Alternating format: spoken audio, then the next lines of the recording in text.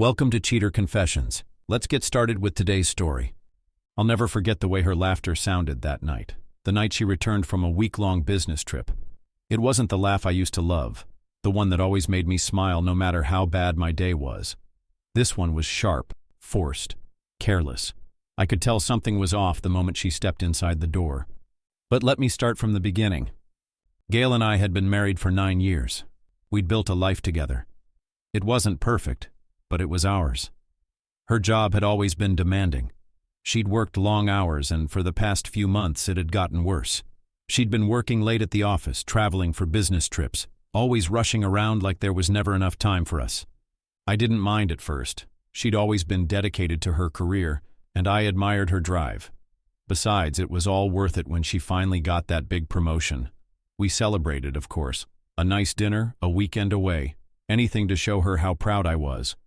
But as the days went by, I started noticing little things that made me wonder if there was more going on behind the scenes than just the promotion.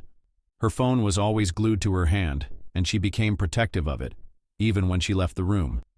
She used to be so open with me, but now she'd hide her screen, take it to the bathroom, or step out to answer it. Then there was her sudden interest in the gym. She'd never been into fitness, but now she was going several times a week.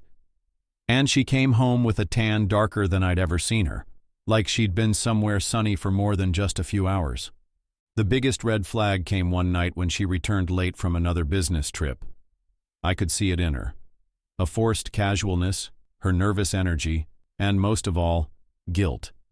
I tried to brush it off, but the doubts kept creeping in. One night her phone buzzed on the kitchen counter. I almost ignored it, but something pushed me to check. The text was from Spencer, her boss. My stomach sank. I didn't open it, but I didn't need to. Her flushed face told me enough. As time passed, more signs appeared. A strange perfume on her clothes, more late nights, and her distance. Each time I confronted her, she dismissed it, telling me I was overthinking. But deep down, I knew. Something was going on between her and Spencer, and I couldn't ignore it any longer. Then, Gail dropped the bombshell. "I've got another business trip coming up," she said over dinner, her voice light, almost too casual. "It's a week-long conference. Spencer will be there too." The mention of Spencer made my stomach turn. I didn't buy it for a second. It wasn't just the trip, it was the way she said it, like it was nothing out of the ordinary. My mind raced, piecing everything together.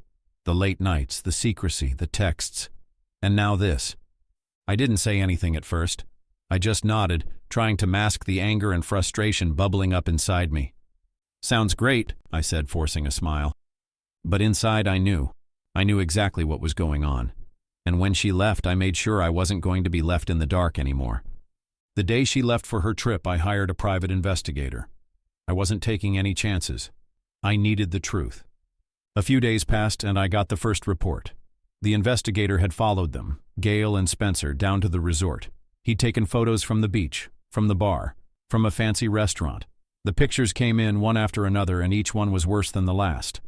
There they were, standing close together, laughing, their bodies inches apart. Then came a shot of them hugging, intimate, almost like they had no care in the world. And then the worst one.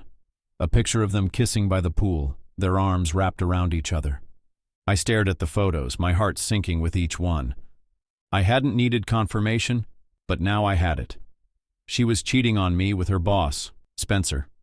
All the signs, all the gut feelings, were right. I sat there for a long time, not sure what to do next. The anger I felt was cold, sharp. But there was something else too, a sense of relief. Now I knew. Now I had proof. And with that, everything changed. I went to a lawyer the next day. I had to. I wasn't going to let her get away with this. The truth was undeniable now. The evidence was clear. I'd been married to a woman who didn't value me, who was willing to betray me for a man who wasn't even worth her time. The lawyer was quick to get things moving. I pulled out the prenup we had signed before we got married. She'd get nothing, absolutely nothing. The terms were clear, and no matter how much she tried to contest it, the clause was ironclad. If we divorced, she'd walk away with what she came into the marriage with, and that was it. I felt no guilt, no hesitation. I was doing the right thing. The day of her return from the business trip finally came. I had been waiting for this moment. the moment I would confront her. She walked through the door, her heels clicking on the hardwood floor, like she hadn't just spent a week with Spencer. Like everything was fine. Like she hadn't been gone at all. "Hey, babe," Gail said, tossing her bag onto the chair and kicking off her shoes. She didn't even glance at me. Her laughter, though, it sounded forced, hollow, as if she was trying to convince herself everything was normal. I was sitting at the kitchen table stirring my drink, watching her. The way she moved, too fast, almost frantic, was just another confirmation of what I already knew. She stopped suddenly, her laughter fading when her eyes landed on the dining room table. The photo. It was there. A picture of us on our wedding day. We looked happy back then. Her in that stunning white dress, me in my sharp suit. We were both grinning like we had the world in our hands. But tonight, that photo wasn't just a reminder of happier times. I'd made sure of that. I had torn it in half, and not just that, I'd also torn up our marriage certificate. The pieces were scattered around the table, like the remnants of a lie that had finally been exposed. Gail froze. Her smile disappeared. Her face went pale. She stared at the photo like she had seen a ghost. What is this?" she whispered, her voice shaking. I leaned back in my chair, my arms crossed, not moving a muscle. "Why don't you tell me, Gail?" She opened her mouth to speak, but nothing came out. Her eyes darted around the room, clearly scrambling to figure out how I had found out. She was panicking. "Thomas, I don't—" she stammered, but I could see the cracks in her calm facade. The confident, put-together wife I'd known was gone. In her place was someone who was desperate to cover up the truth. "Don't play dumb with me," I said, my voice steady but cold. "You've been lying to me for months. The business trips, the late nights at the office, that sudden obsession with your gym sessions. You think I didn't notice?" I pointed at the photo again. "And then there's this." I pulled out my phone and started swiping through pictures. I'd gathered them all. The ones that had been taken at that resort. The ones from the fancy restaurant. The ones with her and Spencer, holding hands like they were a couple. Gail's lips trembled as she tried to find the words. But no matter how hard she searched, I could see the truth was already written all over her face. The mask she'd carefully worn for so long was slipping. I can explain," she finally said, her voice cracking. But I wasn't buying it. Not after everything. "Explain?" I repeated, the bitter laugh slipping out before I could stop it. "What exactly do you need to explain, Gail? That you've been sleeping with your boss behind my back while I've been here, working my butt off to keep this house running?" She shook her head frantically, as if denying it would make it all go away. No, Thomas, you don't understand. It's not like that." I cut her off, slamming the phone down on the table with a force that made her flinch. "Not like that? Really?" I pulled up the first photo on my phone, a shot of her and Spencer at the beach, arms around each other, grinning like they didn't have a care in the world. "Then what's this, huh? What's this, if it's not like that?" She opened her mouth to speak, but the words wouldn't come. I could see her fighting it, trying to spin some excuse, but nothing could cover the truth. "I trusted you, Gail," I said, my voice starting to rise. "You lied to me for months. What, did you think I wouldn't notice? Did you think I wouldn't figure it out?" Her eyes filled with tears, but I felt nothing. Not sympathy, not pity, just an anger so cold it made my chest tighten. I had spent too much time feeling like a fool to care about her tears now. "You were sneaking around, pretending everything was fine," I continued. "But all along, you were with him, Spencer. While I was out here trying to make sure we could afford the life you wanted, you were out there living a different one." Gail took a shaky step toward me, her hands reaching out like she thought I might give in if she touched me. "Thomas, please," she begged. "I know I messed up. I was confused. I never meant to hurt you." "Stop," I snapped, holding up a hand. "I don't want to hear it. It's too late for apologies." I stood up and paced, trying to hold on to my composure. My heart was a mess, but I wasn't going to let her see that. Not now. I had already made my decision. "You've destroyed everything," I said, my voice calmer now, but the cold anger still edged every word.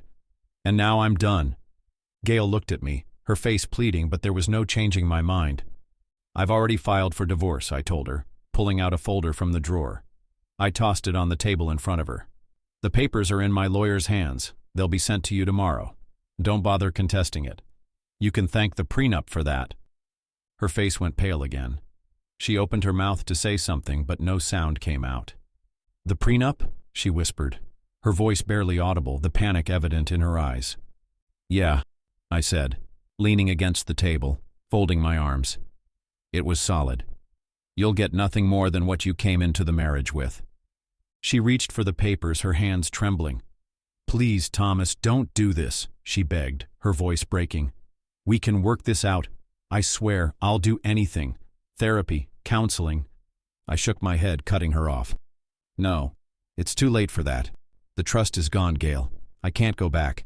You've already destroyed everything we built together. It's over." Her tears didn't faze me anymore. I had nothing left to give. I stared at her coldly for a moment, my resolve hardening with every second that passed.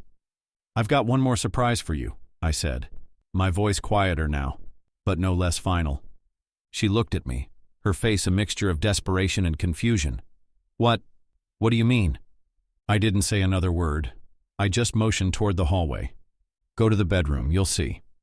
She hesitated, but eventually she did as I said. I followed her down the hall, looking forward to seeing her reaction. When we entered the bedroom, her eyes immediately fell on the sight before her. All of her things packed neatly into boxes: clothes, jewelry, shoes, everything she had brought into this house. She froze, staring at the boxes in disbelief, the reality of the situation sinking in. "What's this?" she whispered, almost as if she couldn't comprehend it. I crossed my arms, standing in the doorway. "Those are your things, Gail. Take them and leave. I don't want you here anymore. I'm done." Her face crumpled, but I didn't soften. There was nothing left for me to feel. Not for her. Not after what she had done. Gail didn't say a word. She picked a few of her things from the boxes, her hands shaking as she stuffed them into a bag, and left. The silence that filled the house after she walked out was almost suffocating, but it was the silence of closure. It was done. But I wasn't finished. Not yet. I wasn't going to let her walk away from this unscathed. She had thought she could ruin everything I worked for and just move on without consequences. But I wasn't going to let her. I sent the photos, the ones of her and Spencer, the ones from the resort, the beach, the ones where they were holding hands, laughing, kissing. I sent them to her parents, her friends, everyone who had ever known us. I wanted them all to see what kind of woman she really was, the woman who had destroyed our life for a lie. But I didn't stop there. I filed a lawsuit against Spencer and sent the evidence to HR. Within 2 days, he quit, his reputation in ruins. Gail wasn't spared either. The photos spread like wildfire. The scandal was all anyone talked about at her office. Gossip ran rampant, and every corner she turned, people whispered behind her back. It was a daily reminder of the choices she had made, the life she had thrown away for a few moments of pleasure. Eventually, she quit too. The divorce was swift. With the prenup and overwhelming evidence, she walked away with nothing. The house, the savings, everything was mine. She became a shadow of herself, abandoned by friends and family. She moved away, trying to escape the scandal, but her reputation followed. Spencer disappeared too, never recovering from the fallout. As for me, I moved on, stronger, wiser, and free from the lies. The past was behind me. I wasn't looking back. Thank you for watching.